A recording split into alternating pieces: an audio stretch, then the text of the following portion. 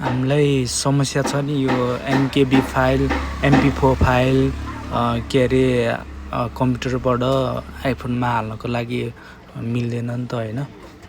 त्यसको लागि मैले समाधान लिएर आएको छु। त्यसको लागि हामीलाई यो ES फाइल यो छ नि यो ES फाइल एक्सप्लोर यो चाहिन्छ है।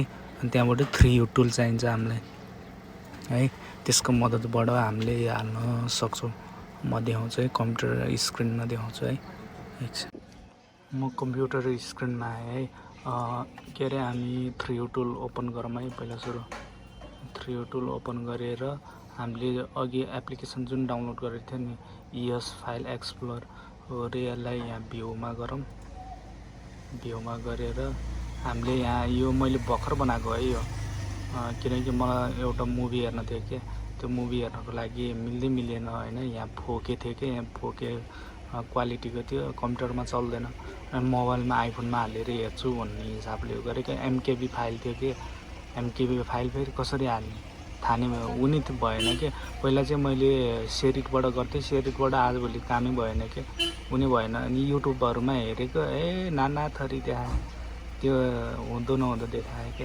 त्यहाँबाट अनि म आफूले खोज्दा अनि योबाट अनि गर्न लाग्यो। म तपाईँहरूलाई भन्छु है। जस्तै तपाईँले फोल्डर बनाउनु एउटा फोल्डर बनाउनु होइन। एमकेबी फाइल भएको कता छ अलि यसो गर्नु न।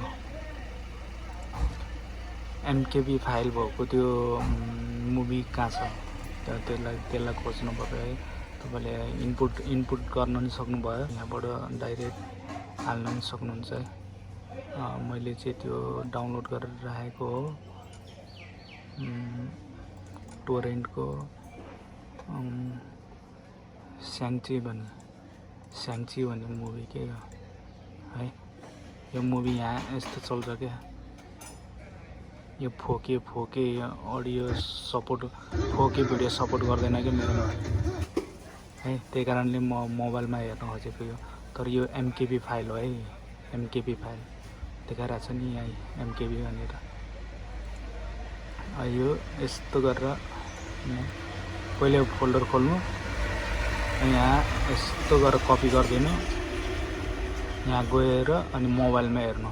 यही फोल्डरमा भन्नाले अब यो एप्लिकेसनमा जानु, म देखाउँछु है। हामी मोबाइलमा आयौँ। मोबाइलमा आएपछि हामीले यो ES एक्सप्लोर यसमा जाउँ।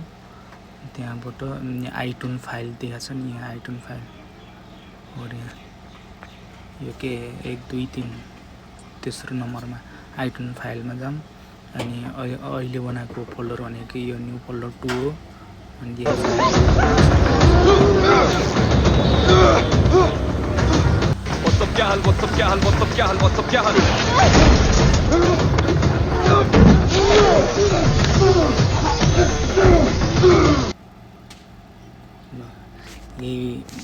यही भन्नको लागि है मैले भिडियो बनाएको। अब धेरै मान्छेले राम्रो हालेकै छैन कि, यसरी राम्रो बनाएर हालेकै छैन होइन। त्यही कारणले म चाहिँ अरूलाई नि केही हेल्प पाओस् भन्ने हिसाबले मात्रै बनाएको हो क्या। Thank you.